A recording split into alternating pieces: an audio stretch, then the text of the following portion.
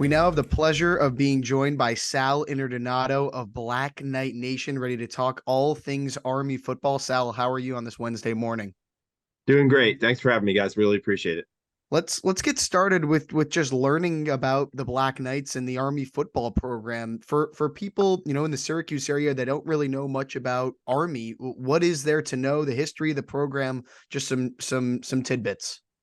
Yeah, right. I mean, they haven't played Syracuse since 1996, so I mean, it's an in-state program, right? But yeah, Army has a storied history going back to the 1940s where they won national championships when they had Heisman Trophy winners, Doc Blanchard and Glenn Davis, Pete Dawkins, last Heisman Trophy winner in 1958, also an undefeated season for Army. So I mean, they had a lot of history. They were one of the storied programs back then, and they had some real struggles coming for a long time until Jeff Monken really arrived, right? In 1996, that 1996 season, they won 10 games, but they really they had one winning season since then in 2010 before Monken arrived in 2014. And they've had, really 5 good years there. And, 11 win season in 2018. And this year was kind of a year where you were thinking, what's gonna happen with Army? They have a really tough schedule. They changed their offense from a triple option offense. If you're watching, the triple option offense, it's basically a fullback in the backfield behind the quarterback, and it's two slot backs lined up basically alongside the tackles. And they've gone away from that, and they've gone to more of a spread RPO offense. That's been the first after the first game, you're like, now it's the last 2 games has been pretty successful. Just the Mikey Stadium too playing. I know that Syracuse will be coming to Mikey Stadium in the future. Mikey Stadium is one of the historic venues, celebrating its 100th year this year.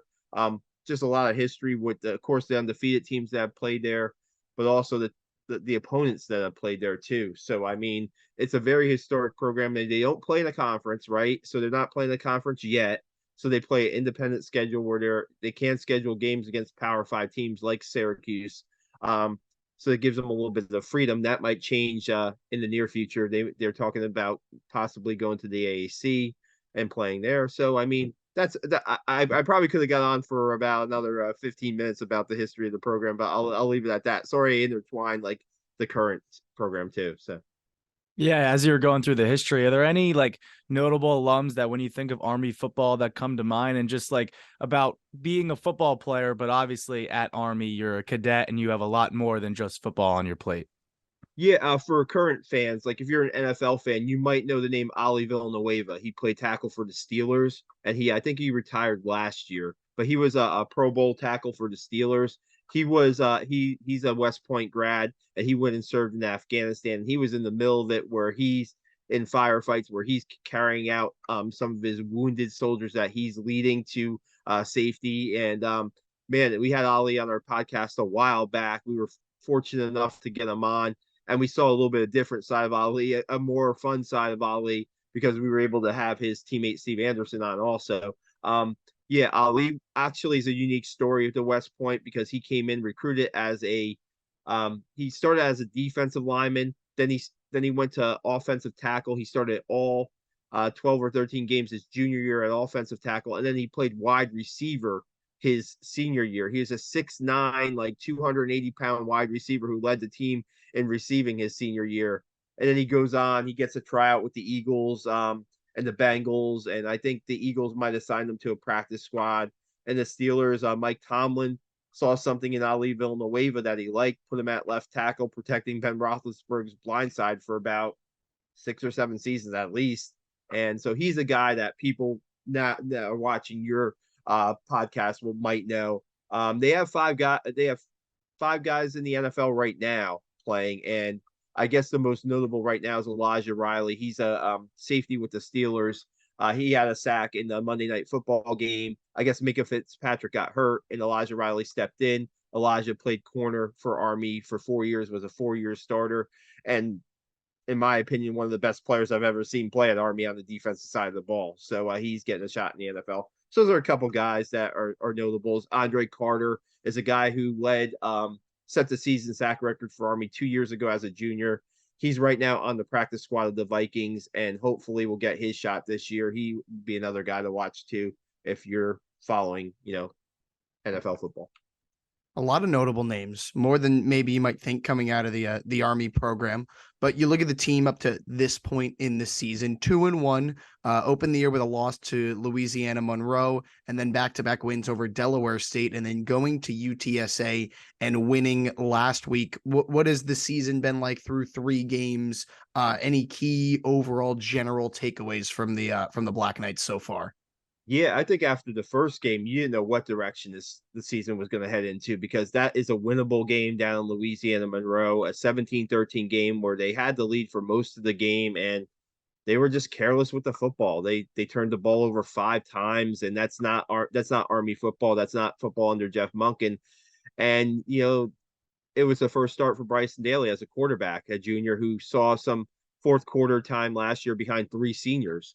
And you're wondering, okay, is this even going to work out? What's going to go on in this new offense? And then, Delaware State was a great game for them, because you say, even though it was an FCS game, they got a lot of confidence in their offense. They were able to do things. And when you could practice things and you could rep things in practice, but when they're not going right in your opener and you have that week in between your first and second game, coaches say that's where the biggest growth should happen for a team, especially after a loss. And that's what happened with them. They were able to see some good things happen on the offensive side of the ball. And, Bryson Daly, the last 2 games had some really good, Delaware State, three touchdown passes, 2 runs in like 3 quarters and a drive. And then against UTSA, you watch that tape of that game. He played his tail off. He played physical. He was moving defensive players backwards. He threw for 100 yards. He passed for 100 yards. He scored a really key touchdown on 4th down to pretty much seal the win. So he's been really good. Their defense has been pretty solid. They return a lot of guys from the defense that have played a lot. They don't have Andre Carter, who I mentioned before, or Marquel Broughton, who was a 2-year captain and a 3-year starter. But they're playing pretty good. They're playing well to start the game on defense. They haven't allowed a point in the first quarter yet this season. So we're gonna see if that can hold true on Saturday in the dome. So You mentioned the UTSA win. UTSA, a pretty good team down south. What made Army so successful in that game? They threw for almost 200 yards, ran for over 250 as well. Was something that clicked in that game that really showed how good the offense can be?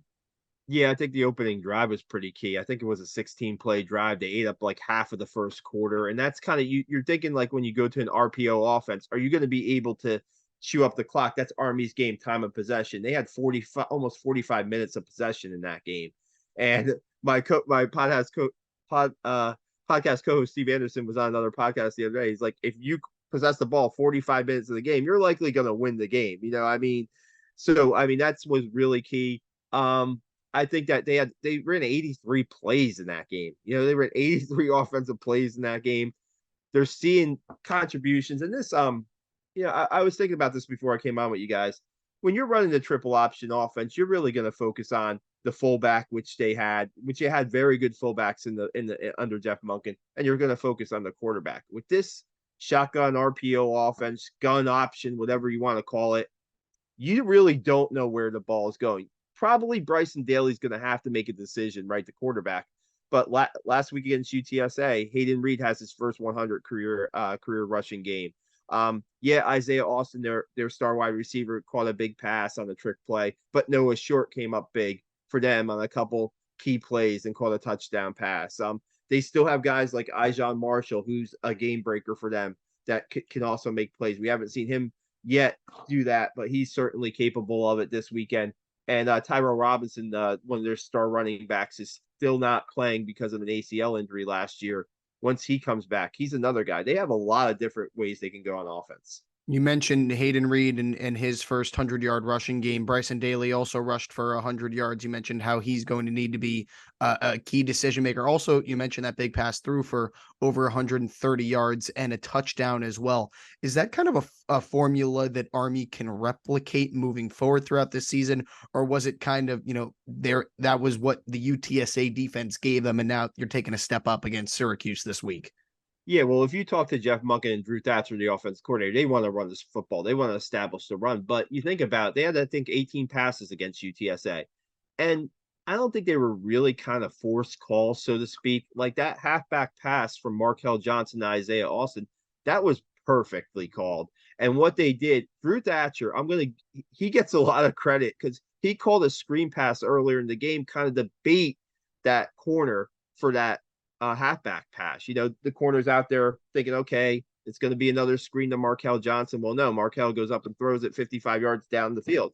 So they're doing it within their offense. I don't think you're going to see them toss the ball around 20, 25 times a game, but anywhere between 10 and 15 is probably a good number for them if the offense is moving pretty well and they're playing competitive football. If they're playing from behind, yeah, they're going to have to throw. And they've shown now in these last two games that they're capable of doing it. So, Yeah, you mentioned the head coach, Jeff Monken, since 2014, just got a contract extension earlier this week. Kind of just take me through your thoughts on Coach Monken getting that contract extension through, I believe, 2027. yeah, I mean, this is his 10th year at Army, right? And he's been courted by Power Five teams. He almost got the Kansas job. Nebraska was very interested in bringing him in. And I think that right now, right? He's second, 66 wins is second in Army storied history of all time behind Red Blake. I mean, you figure he's got to 2027 on the contract. I always say this, that he maybe would want to get up there and challenge for Blake's record. But, if Army's having success and he's having winning seasons and going to bowl games, and they've been very successful in bowl games, they're 4-1 in bowl games under him. I think that other schools will come calling, and this is a way to one of our podcasts, our writer Seth Mendelson mentioned that this is the first domino, so to speak, in Army going to the AAC, where okay, now you got Monken locked up, and now you can make the choice to go to the AAC, and it helps with recruiting too. He mentioned that yesterday in his press conference. He's done a great job there. He's done things that nobody's ever done at West Point. With the 11-win season, with the bowl victories, with 3 Commander-in-Chief's trophies in 4 years there. I mean, he's probably modern day, he's the most successful coach at Army. I mean, Red Blake's going back to the 40s and 50s, but yeah, I mean, he's done a really good job. Just the attitude he brings to the team. I mean, it's no nonsense pretty much. I mean, he loves his players, but they've got to be very disciplined to play for Army. And sometimes that's not going to work for every player, in college football, the discipline side. And well, I have to say about him too, he brings in good assistant coaches. He has a really good staff. A lot of his guys have moved on to Power Five schools. Jay Bateman at Florida, Chad Wilt, defensive coordinator, been to Big Ten schools too. Guys are defensive coordinators, leave him and be. I think there's 3 or 4 guys that were on his staff that are defensive coordinators somewhere else now. So he's bringing in good coaches. He's getting players that buy into the system and buy into the brotherhood, and it's been successful for the most part. You mentioned the attitude he brings. It only won fewer than 6 games in a season once since 2015. That's a long time to be that successful and be that sustainable. So what really makes him a good leader? Because it feels like from an outsider's perspective, to be the head coach at Army, you really need to be a good leader of the men in the program. So what makes him so good at that, on top of, as you said, bringing in good assistant coaches? Yeah, good question. Good question. I think with accountability, first of all, like when he first got there, right? I mean, they had some struggling seasons. Then the first 2 years they weren't winning more than they were losing the first 2 years. But I remember this story about him going into the locker room of Army when he first got there, and anybody's locker who was just not up to par was sent to the visiting locker room. Their stuff was packed in bags and sent to the visiting locker room, and that's where their stuff stayed, I guess, until they showed that they could keep a neat locker. I don't know. So it starts basically from there. And I think that when you have the passion that he has, and when you have the belief in what he has and what he runs, because he really believed in triple option football, running the football first. And he defensive side, he kind of lets the defensive coordinator Nate Woody kind of call his game, not really stepping in too much there. But on the offensive side, there's just a belief. And when you have a belief that in your system, and you have a belief in your players, and then you have a belief on Saturday that you guys are going to win. And a lot of times it comes down to the fourth quarter for them. And they want to be the toughest fourth quarter team. and that's what kind of changed the program a little bit. They were losing in 2015. They lost I think they had 7 losses, maybe by a combined like less than 14 points. I remember seeing them go to Penn State in the rain and almost pulling out a game with like their backup quarterback. And if they would have just taken care of the ball, they would have might have even beat Penn State that day. I don't think Saquon Barkley played that game. I could be wrong. But still, so the belief that you're going to win on Saturdays, and when you can win the fourth quarter, and when you're tough, you got toughness is big with him. And these kids, just looking at Saturday, 83 plays. The starting offensive line, 4 of the 5 offensive linemen played all 83 plays. I mean, and they're out on the field for 45, almost 45 minutes. That's toughness right there. That's a belief that you're going to win. And I think that's just Jeff Monken in a nutshell. We're talking about how the offense has changed to an extent this year, the way they're running it. Syracuse's defense been playing very good. Army's new offense also been playing very good. What is important on defense specifically when you're going against Army, especially in their new variation of the triple option of sorts? Yeah, I think reading the quarterback, right, is going to be huge, and getting in the backfield and kind of disrupting things, right? They're disrupting that RPO. I mean, so Bryson Daly being in the shotgun, yeah, he has a couple seconds to see what's more than under center. He has a couple seconds to read the defense himself, but the offensive line, you got to get that push on the defensive front and cause some chaos in there.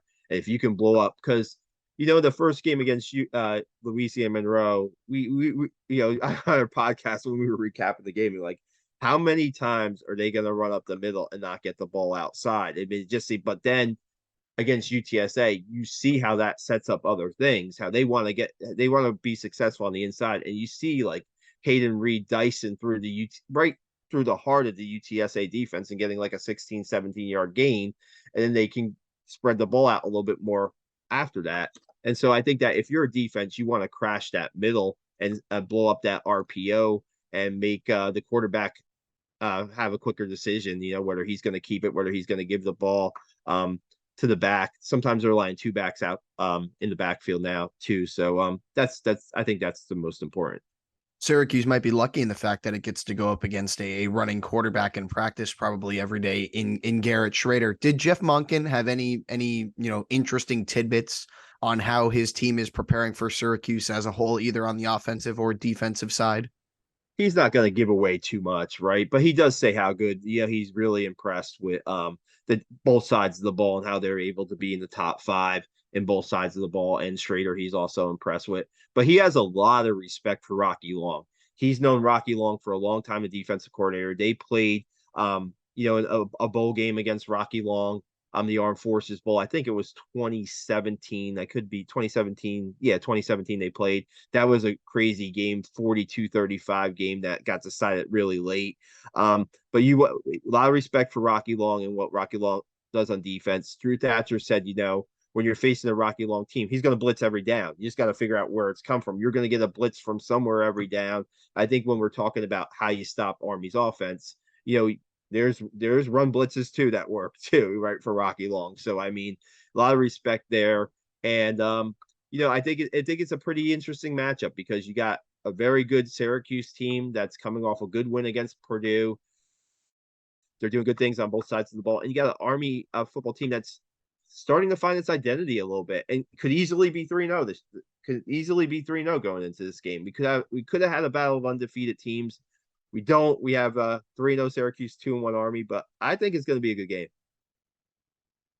It should be a good game. Army playing a second week in the Dome definitely helps. But if you're Army and you look at the Syracuse offense, Syracuse defense, what is the key for Army to keep it close, but also if they want to get a win inside the JMA Wireless Dome, what is the key for them? Yeah, I was thinking about like how usually when Army, it could honestly guys come down to the coin flip, because if Army usually if they win the coin flip, they usually going to defer. So you're going to get your defense out on the field right away. And can you get a 3-and-out, or can you get off the field against Syracuse, or can you even stop, Garrett Schrader from going down the field and scoring? I think the defense that got to set the tone early in this game against UTSA. Jimmy Charlo had forced a fumble on the UTSA's second play.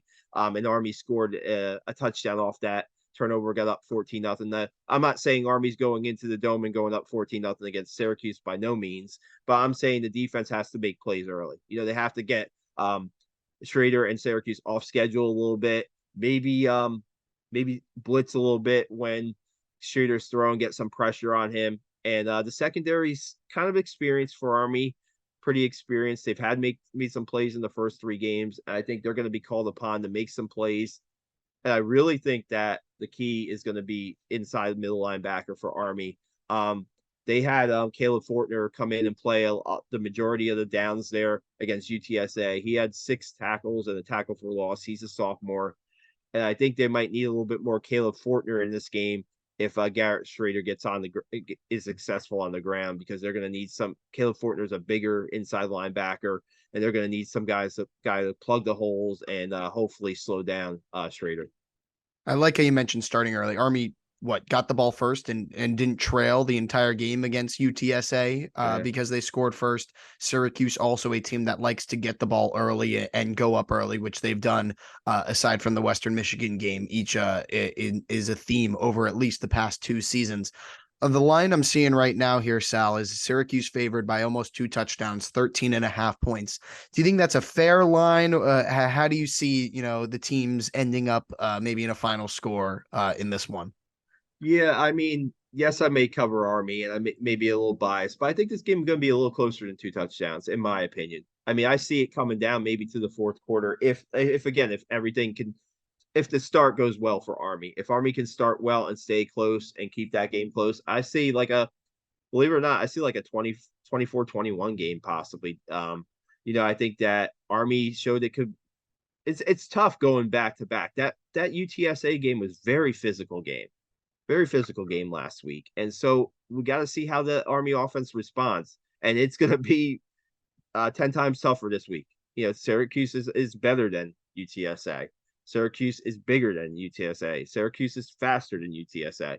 So, I mean, I think if Army can hang in there, that last week's game certainly helps. Like you said, playing the Dome for a second straight week.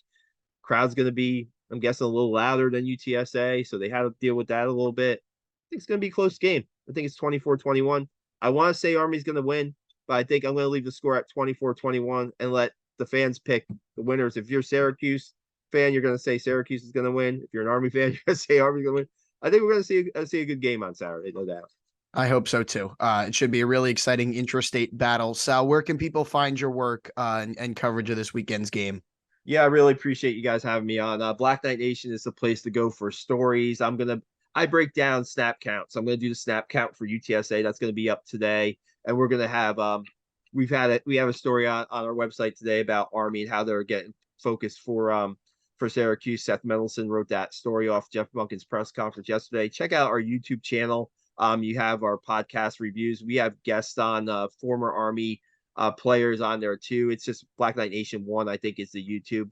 And we're on the socials. You can find me at Sal Interdonato, and Black Knight Nation is BK Knight Nation on Twitter, and Black_Knight_Nation on Instagram. We're gonna have myself up at the Dome, and we're gonna have our photographer Ed Diller up there too. We're really looking forward to it. It's my first time at the Dome watching a college football game. I've seen high school championship games there. I've covered high school championships games there. I've seen AAU tournaments at the Dome, but not college football games. So I'm looking forward to it. Yeah, it should be a really exciting atmosphere in the Dome on Saturday. Sal, thank you so much for your time. Absolutely, guys. Thanks a lot. Have a good one.